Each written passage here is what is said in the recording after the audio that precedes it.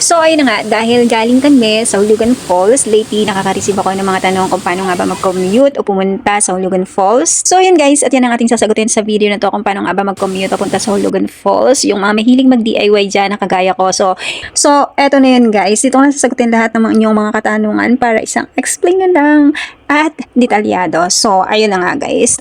So, ayun guys, for DIY and commute, nag-meet kami ng aming mga kasama dito sa Hilpuyat, Buendia Station, Jackliner, dahil dito yung may sakayan na Santa Cruz, Laguna. So, yun, dito kami nag-meet. So, bali yung Hulugan Falls is bound to Laguna, Luisiana, Laguna to be exact. So, yun, bali ang hanapin nyo na signboard o sasakayan nyo na bus is yung pa Santa Cruz, Laguna. So, yun, sumakay kami ng bus going to Santa Cruz, Laguna, and then nagpababa kami sa Pagsawitan. Basta sabihin nyo lang doon sa conductor na ibaba kayo sa sakayan ng jeep patungo o papunta sa Lucban, Quezon, and then pagbaba nyo ng Pagsawitan or dun sa sakayan ng Lucban, Quezon, sakay naman kayo ng jeep. Dun mismo kayo ibababa ng driver or ng conductor dun sa mismong sakayan ng Lucban, Quezon, kasi dumadaan talaga dun yung bus na pa Santa Cruz. So yun. And then pag sakay nyo ng jeep, sabihin nyo kay kuya driver na ibaba kayo sa Luisiana, Laguna, Hulugan Falls. Sabihin nyo na pupunta ka ng Hulugan Falls, and ibababa kayo mismo dun sa pasukan o entrance papunta dun sa Hulugan Falls.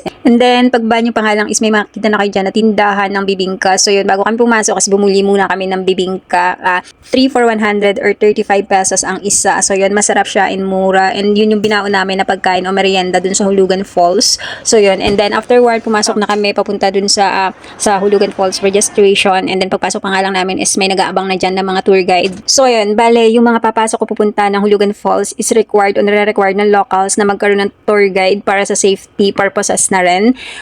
Yung tour guide nila is nagre-range o nagkakahalaga ng 500 pesos, and bahala na kayo kung gusto nyo magbigay ng tip. And then afterward namin na mabigyan dyan, and after na mabigyan kami ng tour guide, sumakay kami ng tricycle para pumunta dun sa environmental or magbayad ng environmental fee, which is 70 pesos, and then magpark na rin ng sasakyan ng mga kasama ko. Bali, yung parking nila dito kapag car o kotse is 40 pesos, and then pag motor is 20 pesos. So yun, and then after naming magbayad ng environmental fee and mag-fill in ng mga kailangang pilapan dito sa registration, is sumakay na kami ng tricycle going to jump off papunta dun sa Hulugan Falls, which is from jump off, sabi ni ate, is 20 minutes to 25 minutes, and depende rin yun sa facing or yun sa paglalakad nyo papunta dun sa Hulugan Falls, same as yung pag-akyat. So yun lang guys. So guys, yun nga palang pamasahe from Manila to Santa Cruz is 212 pesos, and then yung sa jeep from Santa Cruz or Pagsawitan to Luisiana is 45 pesos. And pag pumunta nga pala kayo dito sa Hulugan Falls, bali tatlong falls yung pupuntahan nyo. Pali yung pinaka malaki o magandang falls is yung Hulugan Falls, and then Hidden Falls, and then Talay Falls. So yun, magkaiba sila ng daan, so kaya akyat pa rin kayo. So yun lang guys, at sana nasagot ko ang inyong mga katanungan, and kung mayroon pa kayong ibang questions about Hulugan Falls adventures, drop down the message lang kayo dyan sa baba. And thank you for watching. Enjoy!